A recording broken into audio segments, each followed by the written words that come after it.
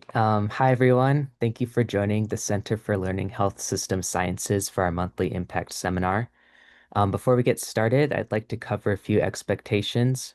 Today's seminar will be recorded. You can enable closed captioning by hitting the Show Captions button next to the Raise Hand option in the Zoom menu. The public slide deck will also be made available on our website under the Education tab. I will post the link in the chat, along with a short questionnaire asking for seminar topic and speaker suggestions. Following the presentation, we invite you to raise your hand or type questions in the Q&A.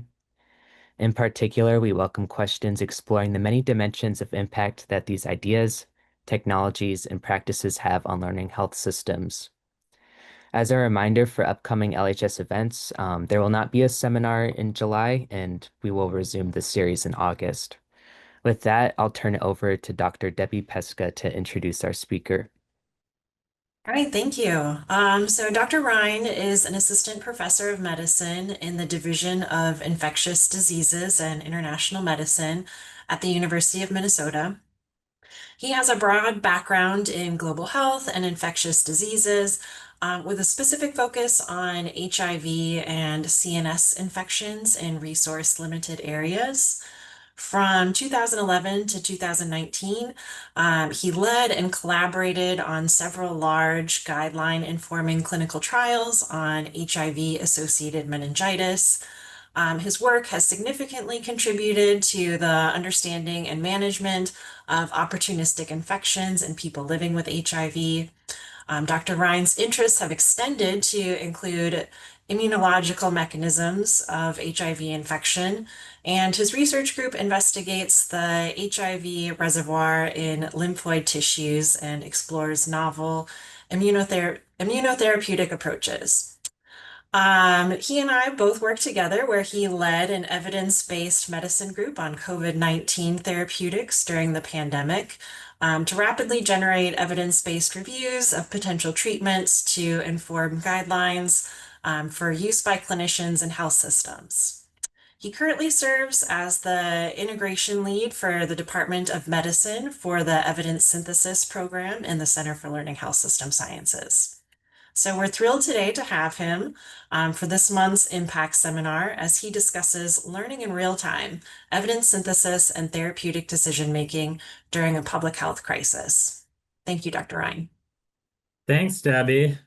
So excited to talk about this topic. We're going to talk about evidence synthesis and therapeutic decision-making. And I put during a public health crisis.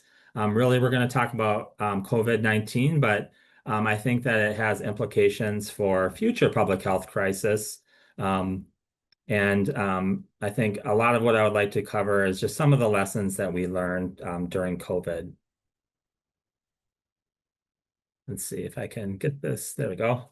So no disclosures. We're going to be talking about off-label and investigational use of COVID-19 therapeutics during the pandemic.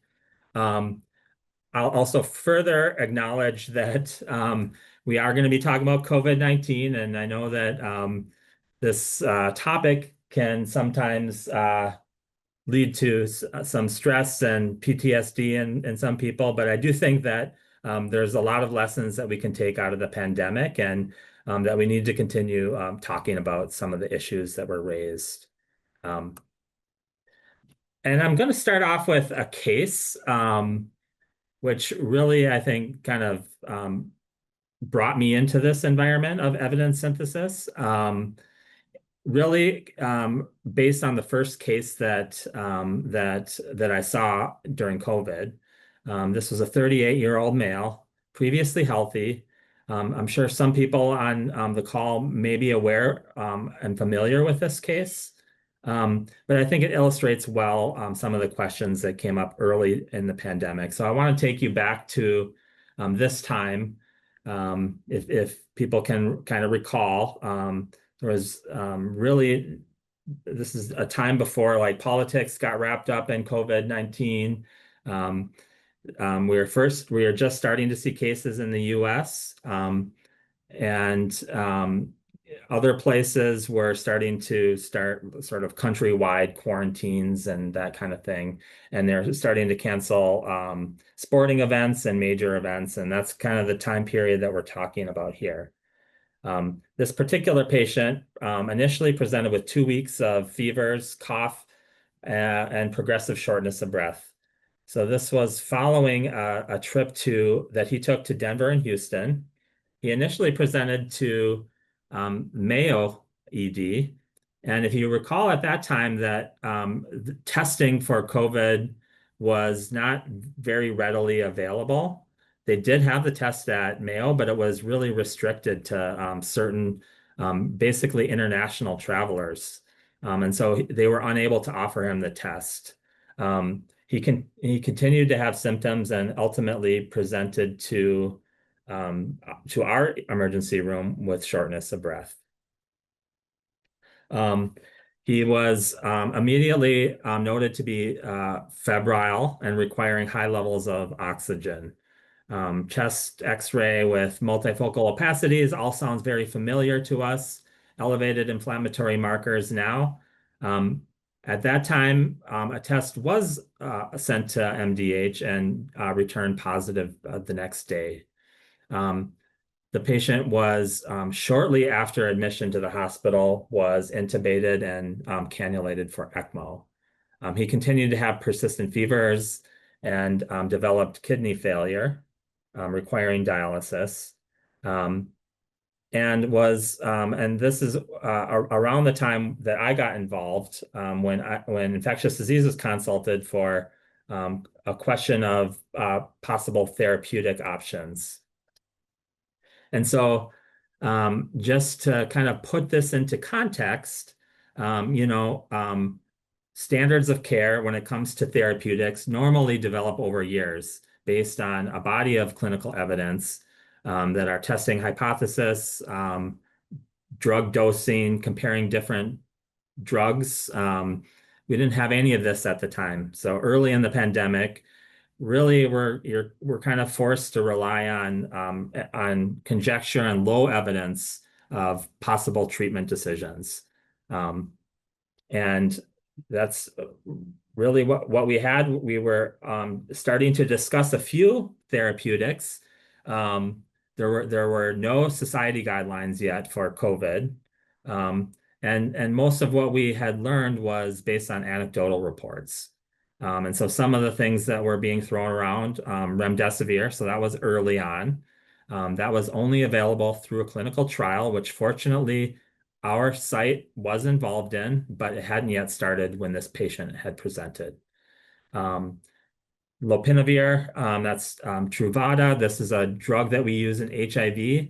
Again, some anecdotal reports of effectiveness for COVID as well, kind of a broad spectrum antiviral, but really not very much evidence at all. Hydroxychloroquine was another one that I'm sure people are familiar.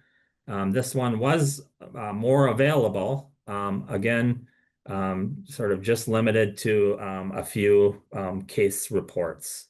And then tocilizumab was also something that was already started to be used in just a handful of cases in China. This is more of a drug that is in short supply, and so there was some questions about whether that was something that we could consider.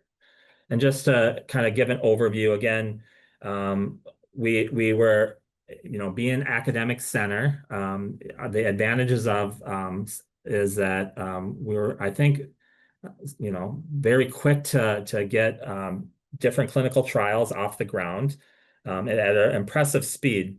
But still early in March 2020, none of these really had started yet.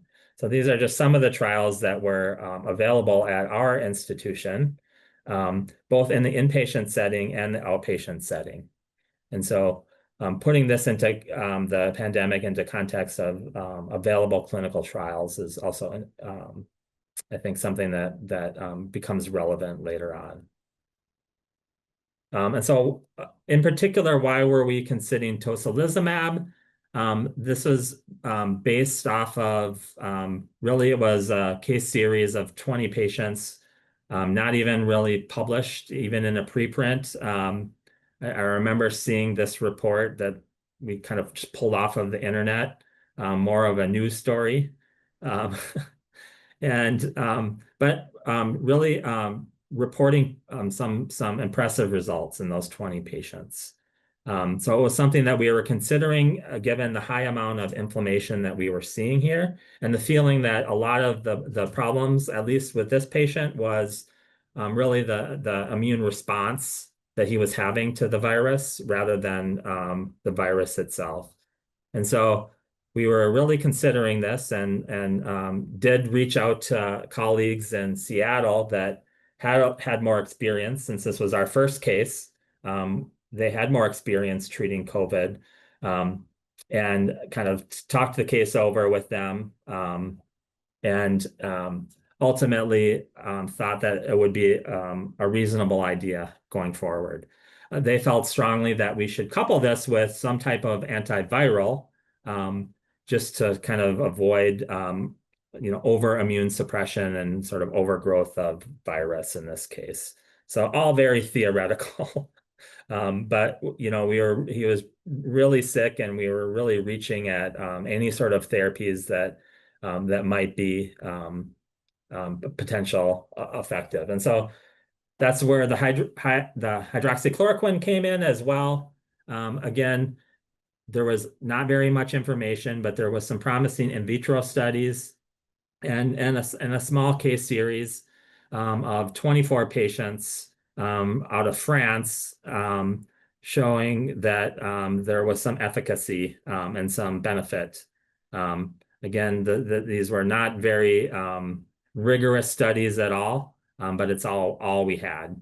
I mentioned the name of the lead investigator for this French trial here. Didier Rault, because the name will come up later and I think is relevant here as well. So we decided to try these two, and here is a little bit of data. So the CRP is just kind of early on, we recognized that was a sort of a good marker for the inflammation associated with COVID-19. And you can see that over time, the patient, his CRP did improve. The creatinine is the kidney function, and that also improved. So we were feeling pretty good about ourselves that the tocilizumab may have had an effect here. Although if you really scrutinize the data a little bit closer, you can see that his inflammatory markers were really already coming down before we even administered the tocilizumab. So I will say that I'm sharing pictures here. These are all publicly available, and also really at the explicit request from this patient and his family that we share his case, and we continue to learn from his case. And so we had a good outcome here, despite a nearly month-long hospitalization. We administered experimental therapeutics, repurposed medicines. It's really hard to draw any sort of conclusions what if they were helpful or not.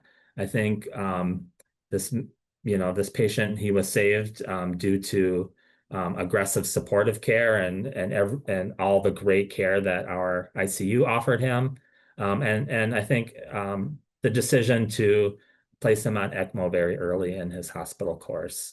Of note, this was the first COVID patient that was placed on ECMO in the United States. So I think that was probably more of a benefit to him than any sort of therapy that was administered. And that I think in retrospect it it sort of drives that home as well.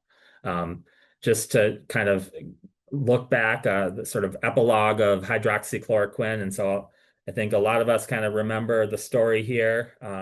So for a while there, it was the the cause celebre, there was so much interest from not only providers, but also from the public, and was ultimately endorsed by celebrities and other high-profile figures.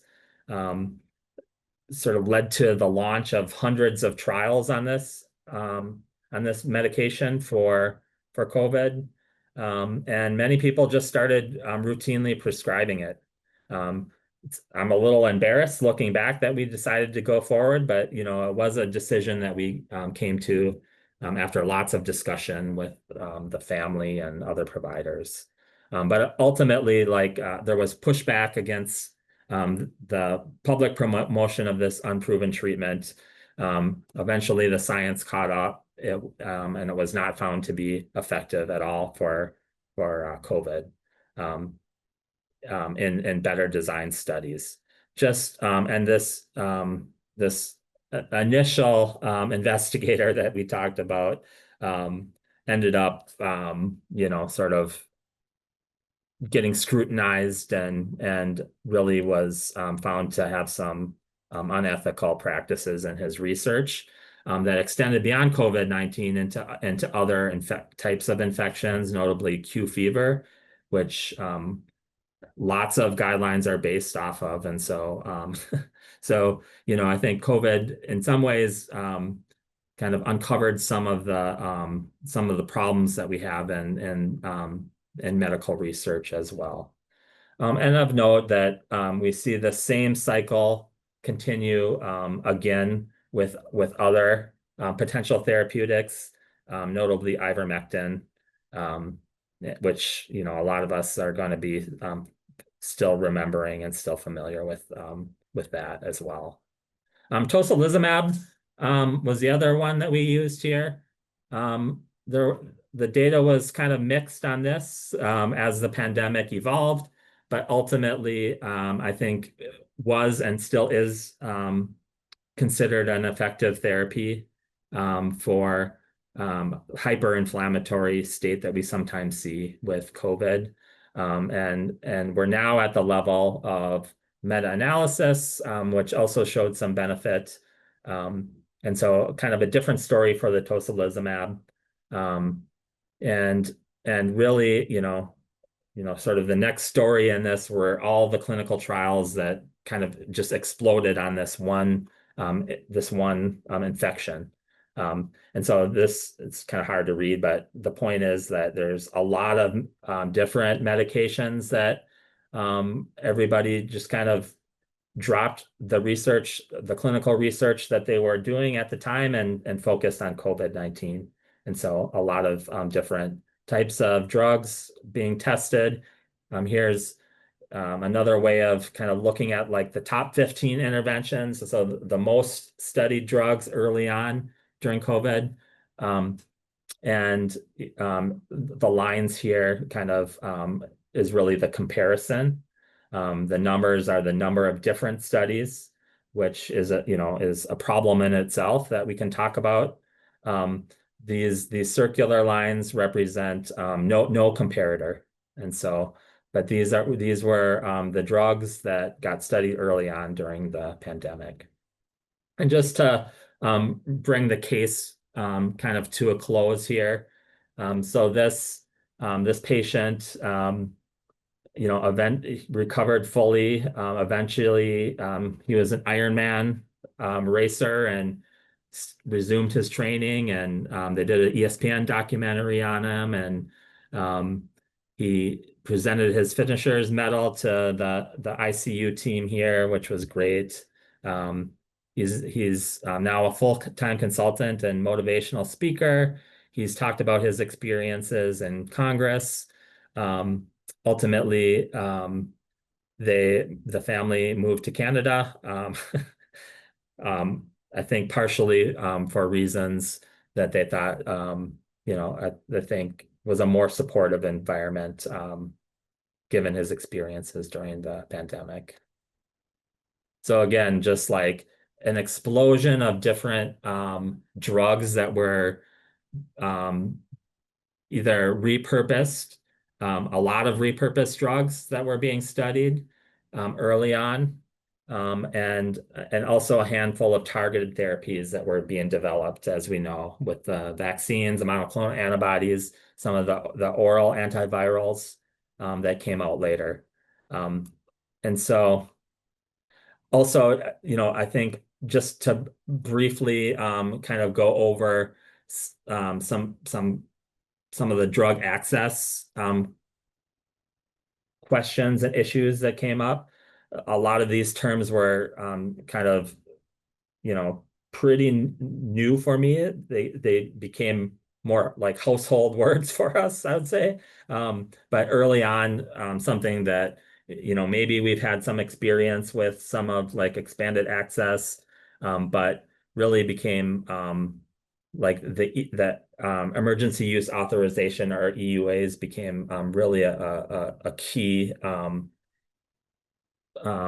tool that we use to kind of help determine which medications um, we would sort of promote. And so just kind of real briefly, the process here is expanded access, and so some of the therapies were limited to expanded access, and this is for new investigational products in patients with life-threatening diseases when there are no alternative treatments available. And then the EUA is sort of the next step when the FDA has reviewed some of the data and believe this to be a more promising drug. And it's kind of a tool to help them expand the availability for patients. And then ultimately, the last step is full FDA approval, is what we all hope for when we're prescribing medications. So just kind of this is just a list. I'm not going to go into it deep, but just the amount of EUAs that was coming out on some of the COVID-19 therapeutics as well. And so even hydroxychloroquine had an EUA early on. This was ultimately revoked as data came out. And then the big one to talk about is the remdesivir, which we mentioned a little bit earlier on, but really became, and I think it's also worthwhile kind of talking about our experience with remdesivir as well outside of clinical trials. So we'll talk about that briefly as well. And then all of the monoclonal antibodies, which, I still can't pronounce the names of a lot of these, but a lot of them, they're kind of coming out, and the effectiveness is varying according to the evolution of the virus as well. And so some of these monoclonal antibodies would become less effective with different variants, and so kind of really and you can kind of see how this requires like an ongoing review for efficacy. Convalescent plasma was another thing that we used early on. And so just to kind of go over the remdesivir allocation, because it was at such a rapid speed, and also because then scarcity also comes into the question. And so it's not only a question of answering whether this medication is effective or not. And when it came to remdesivir, even that question wasn't fully answered when the sort of drug became more widely available. But the scarcity, it's a question of who should really get limited amounts of drug. And so that is, that's a question that also benefits from kind of an evidence synthesis approach, like really.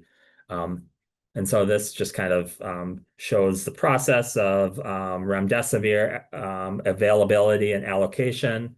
So, luckily by this time in the pandemic, there was greater organization from some of our public health authorities, MDH in particular, and we're able to kind of oversee this whole process and facilitated the conversations with the individual health systems. Eventually, the remdesivir was approved, and we got our first shipment. Again, very limited. I think that I want to say this was maybe May of 2020. And again, a team, a interdisciplinary triage team had to be developed to sort of help make decisions about who would be able to receive this treatment and sort of based on risk factors and disease severity. And again, luckily, by this time, MDH was involved and was helping with provide some of the ethical framework for how to allocate remdesivir. So, some of these challenges, there were more patients, obviously, than we had supply, and especially early on. We were just transitioning from two different electronic medical record systems. Again, system supply had to be divided amongst all of the hospitals in our system. Pregnant patient and children were not approved under the EUA, and we're still under expanded access, so different order systems needed to follow the framework. And these order builds were created very quickly. There was not very much guidance about when new allocations would arrive. And really the resources to do this were limited. I know that we had a lot of students involved in helping identify some of these patients. And so in this context is when the evidence-based medicine group on COVID therapeutics was formed.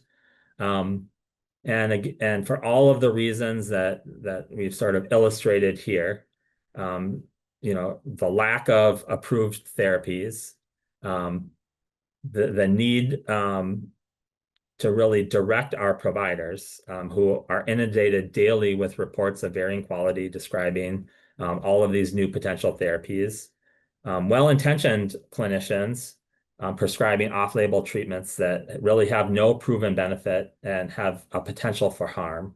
And the health system was seeking guidance to inform standard care order sets. And so those are the reasons why this group was formed. We started getting organized in April 2020. And we were doing our best to ensure a robust process. And again, we'll talk about some of those issues with that in a bit here. But we wanted to engage the service lines and expert groups to number one, help us to review the evidence. And then number two, to kind of inform system leadership and how to make help them make the decisions based on what we had available in the literature. We wanted to limit access to treatments that had no proven benefit, like the cases that we've talked about, and then link this process to the current system that we had available, directing the ICU, hospitalists, and command center leadership. And then also to link the evidence with the clinical trials that were taking place, and help inform research questions as well. So the way that we did this is we had a group of kind of group leadership that reviewed topics. When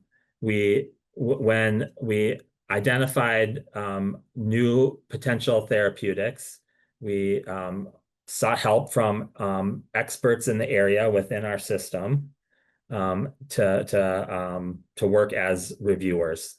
There was a lot of assistance from students who would sometimes do the heavy lifting and learners, and would sort of be overseen by faculty. We provided a template to help guide the reviewers. And then they performed the review and submitted it to the committee.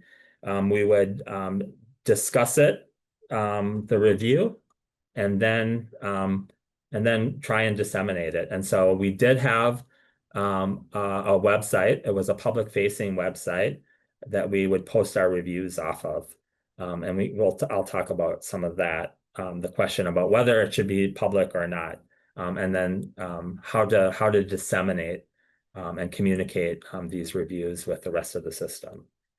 And then eventually the guideline committees sort of caught up to everything, and then we kind of added that as well. Like where did these things fit within national guidelines? This is an example of the template that we used. Again, this is all sort of very old, more just an example, but this is some of this preclinical is like really low evidence, but it's all we had often very early on. And then, more evidence is trials in humans, but a lot of it was still coming from observational studies. And this was the sort of simple system that we used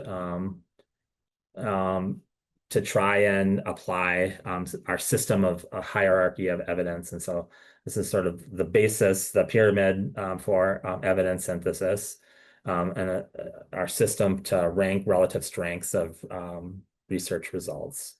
At the top of the pyramid is meta-analysis, and right below that RCTs. And again, the point being that we really just didn't have that early on during the pandemic. I know this is a busy slide. I'll kind of skip over this, but just to kind of show that, our focus was kind of in the middle here, more on the inpatient part of things. And there were other groups that were also kind of working on ambulatory care. And that was, the ambulatory therapeutics became available later. And but it's a whole continuum of care here that we were trying to accomplish. We did help with the guidelines. This is an algorithm that we created.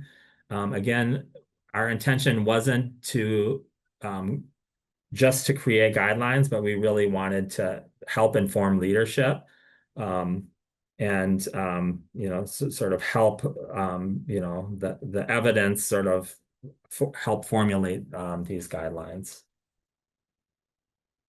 And again, given the scarcity and the limited amount of some of the drugs early on in the pandemic, equitable access became a huge issue. And again, we're thinking about mostly based on severity and high risk populations here, but also to ensure equitable access to the treatments that would consider socioeconomic and geographic disparities as well. And we think that an evidence-based approach can also assist with this as well. And again, we know that this was an issue at the local level, but also at the global level as well, sort of what these illustrations show here. So I think some of the accomplishments that we had, we did have decreased use of unproven therapeutics. That these were being prescribed by providers within our network, and I think that the literature and the evidence synthesis helped inform decreasing some of these practices. Rapid review of the literature and led to uptake of some new ones, sort of this, like the tocilizumab that we talked about, which stayed a therapy that we promoted. Dexamethasone, when the GRADE study came out from the recovery trial, that was an easier one. But to make that sort of a rapid part of care during COVID was important. Sometimes when there was scarcity, like in tocilizumab, or there was a concern that it was being diverted from other indicated causes, we sort of helped provide some guidelines for other alternatives like the baricitinib. And then rapid review for the monoclonal antibody therapy as new variants were coming out. And then ultimately on vaccine sort of guidance as well. Um, and so just to sort of end things with some of the lessons learned, um, some of the big lessons, because I think that it can guide future pandemics and future public health emergencies. And so, number one, the availability and quality of evidence is an issue in an emergency setting. Um, and sometimes an RCT is, even though it's our gold standard, it's not available, and we need to figure out better ways to integrate non-traditional data. Um, Oftentimes early on, it's low quality, so real world data, observational studies, or modeling, and sometimes just expert opinion. Um, Frameworks needed to appraise and integrate these data types while acknowledging their limitations. And so I think traditional frameworks can be adapted to allow for conditional recommendations with limited data. So the key is to try and find that balance, to use the data, limited data, but to also sort of highlight the limitations. Um, there's was extreme variations in the availability of evidence. So initially very scarce, like when I described our case. Later on, the data was being produced at unprecedented rate.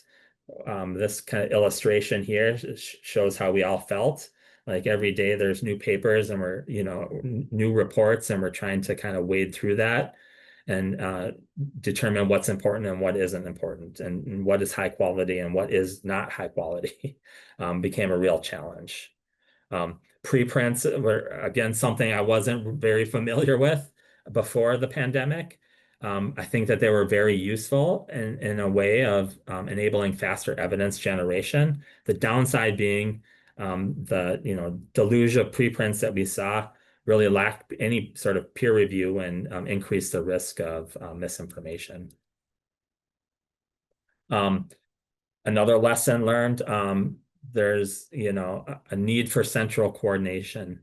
And I think you can speak about this at our system level, at our national level, and really at the global level as well. We know that duplicative efforts were common during the pandemic and contributed to redundancy, and were a drain on limited resources. Conflicting reviews proliferated, especially early on, which led to confusion. Ultimately, some of our go-to organizations, either at the government level or professional societies, caught up. But I think we were sort of unprepared for a pandemic of that sort. And so I think thinking about how we can improve central coordination in the future is a worthy goal. And then balancing speed versus rigor. So in the midst of an emergency, there's not very much time to synthesize the evidence. And just kind of looking at our traditional system prior to the pandemic, the average Cochrane review takes 2 years, and typical reviews or sets of guidelines aren't updated for 5 or 10 years sometimes. And so, as we mentioned, preprint became available, but that these accelerated process can lead to compromise and methodologic rigor, and are a risk for reaching low quality conclusions. So some potential solutions for balancing for this sort of dilemma is, I think, collaborative studies with full data sharing. We saw that the best trials during the pandemic, like recovery in particular, which came out of the UK, which they were able to share data across a large number of different hospitals.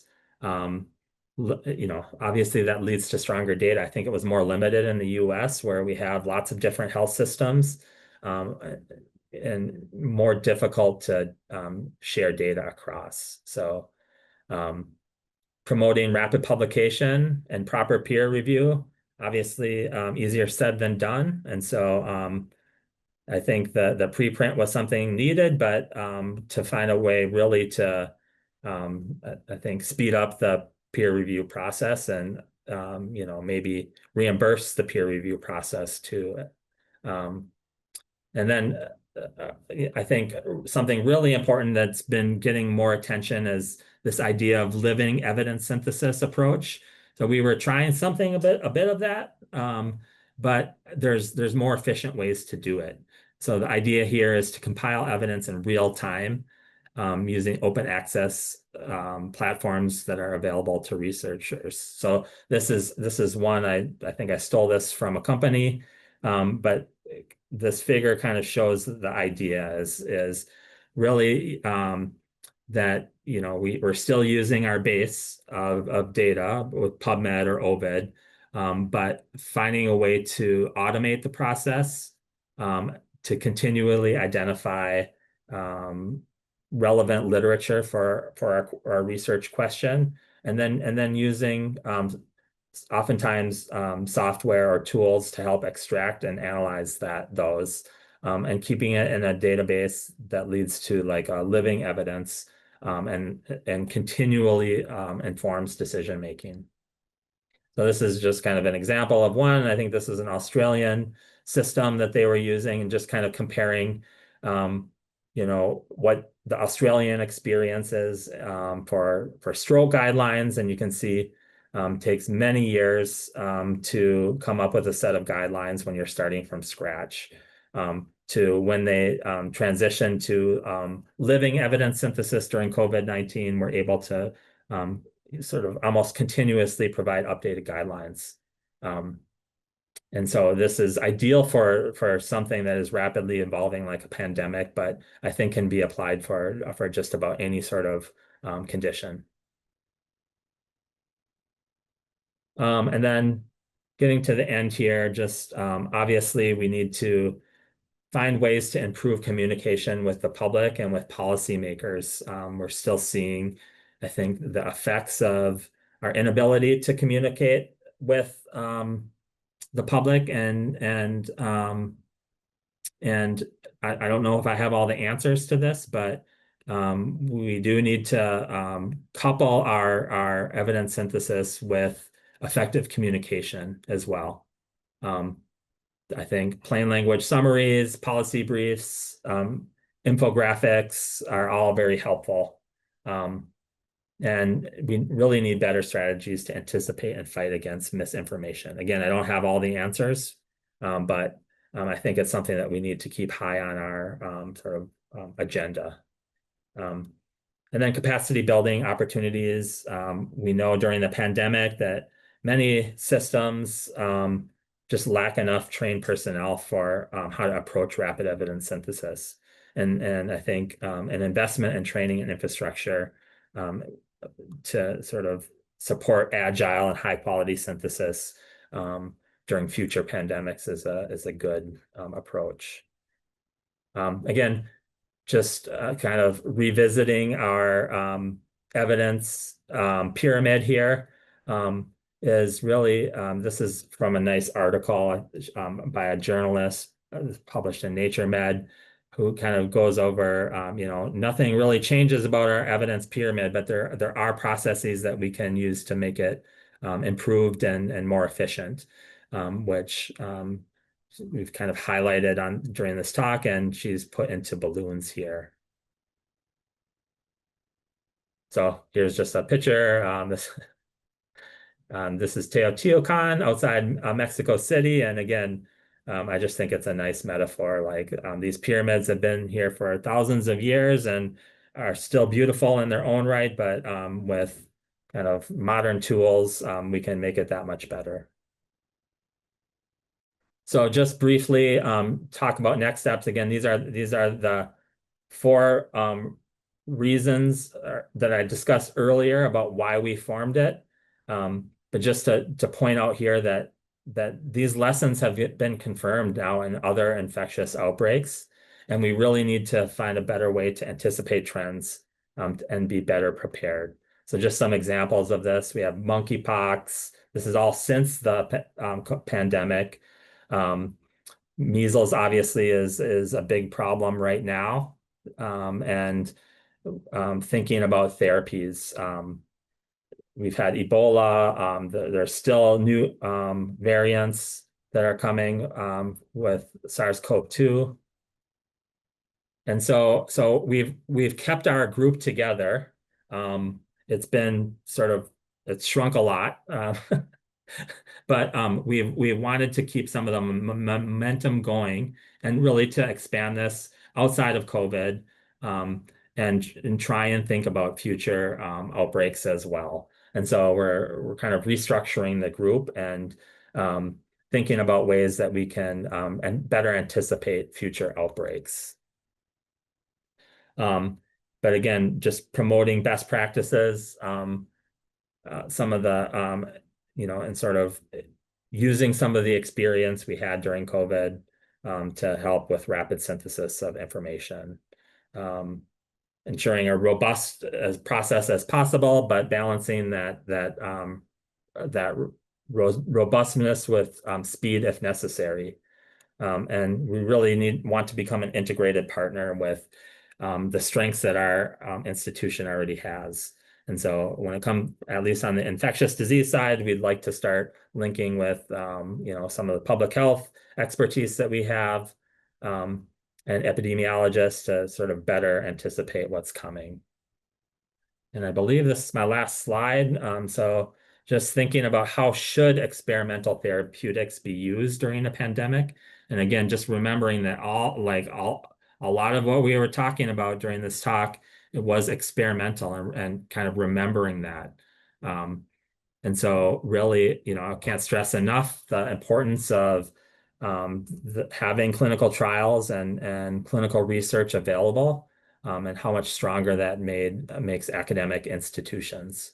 Um, that use of EUAs when necessary, um, ethical considerations about, I think some of the questions that we talked about with scarcity, when scarcity becomes an issue, but also that patients need to be well informed about the experimental nature and finding better ways to communicate with the public. Um, Prioritization and equitable access, we talked about that. And then continuous monitoring and data collection. So really promoting this idea of living evidence synthesis, and finding new tools to make that process more efficient. Um, More collaboration and sharing leads to better evidence and quicker evidence. So the more we can do, the better. Transparent communication with the public, and then flexibility given the dynamic nature of new threats. So I think that is all I have for content, and happy to take any questions or have a discussion about what we can take from evidence synthesis during COVID-19. Yeah, thank you all. We have about 5 to 6 minutes for the Q&A. So if you have questions or comments, please use the raise your hand feature. We also welcome you to type your questions into the Zoom Q&A.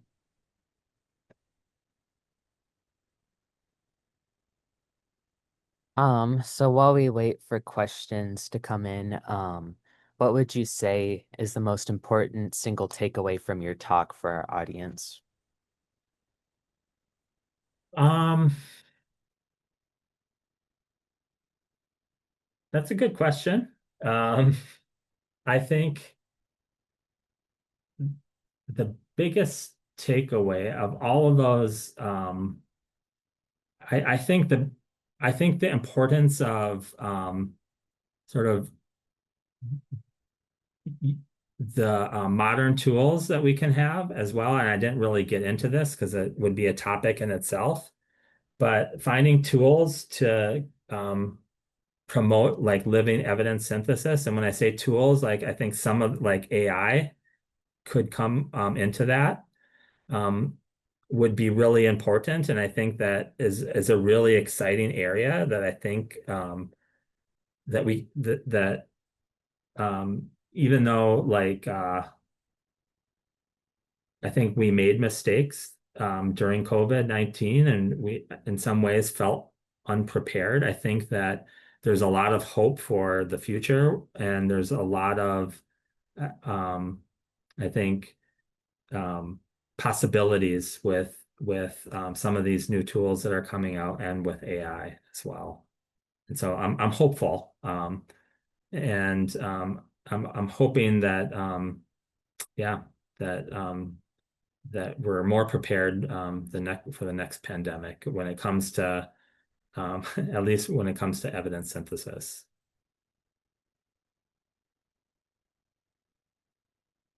It looks like we got a comment from someone that says, I don't have a question, but I really appreciated your perspective and presentation. Thank you.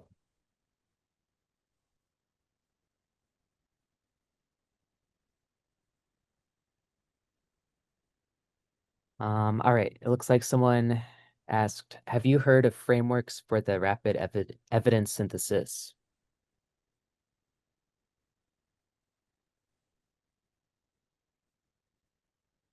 The question was, are there existing frameworks?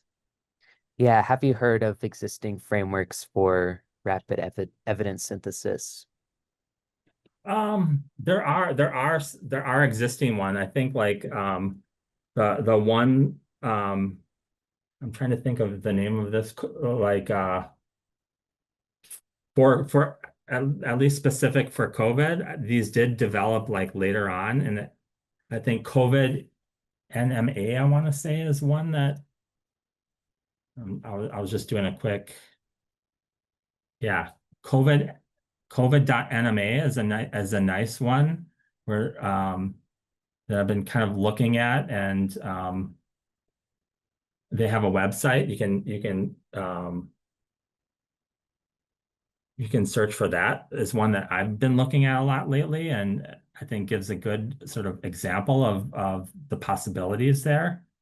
I think another one, the Australian figure, the figure that I use about the Australian group, what they use is another good example.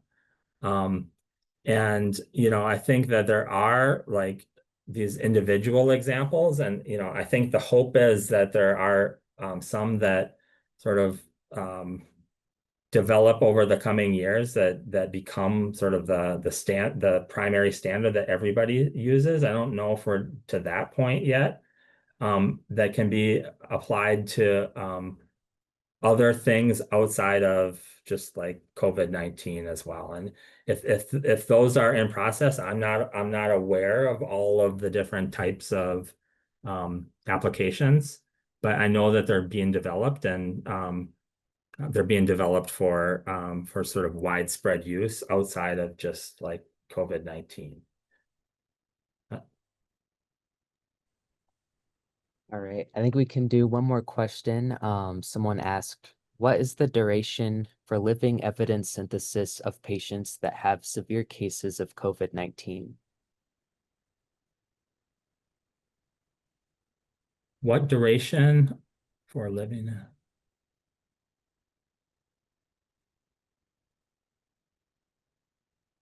It looks like they added a follow-up question Oh, I got it.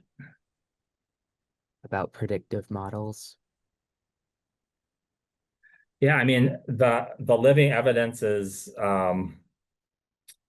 it's for COVID-19, it's only, and I guess that is part of the difficulty, I think, as well, with something like an emerging infection, is that the evidence sort of changes as the pandemic progresses as well. So something that was effective early on in the pandemic when there was no immunity might not be as effective now. And so that I think is some of the worries with or some of the challenges for something like a living evidence synthesis, is like, can you really compare what was being studied 5 years ago with what is being studied today? And so I think that is, but that's the idea about like having this living evidence synthesis is you can set the parameters ahead of time. And so, I think what was effective in 2020 may not be effective now. And so I think setting the parameters is important for that. And that's why I think for other indications outside infections, you can have the duration as long as needed. I don't know if that's if I've answered that correctly, but I do think that the duration is important, and not always is just the longer duration going to be the best way to look at something, at least when it comes to like an emerging infection. Well, thank you, Dr. Ryan, for taking the time to give this talk, and thank you all for attending. Again, in closing, please join us for our next seminar on August 5th. We will not be holding a seminar in July. And yeah, this concludes our presentation. We'll see you all next time. Thank you so much. I'll just end by saying I did see the one last question about the composition of the current work group. Right now, it's very small, and it's mostly like limited to like a couple of infectious disease clinicians and pharmacists. So we are looking to expand, and if you're interested in helping with something like that, please do reach out to me. We'd be happy to consider like expanding our membership. So I'll end that there.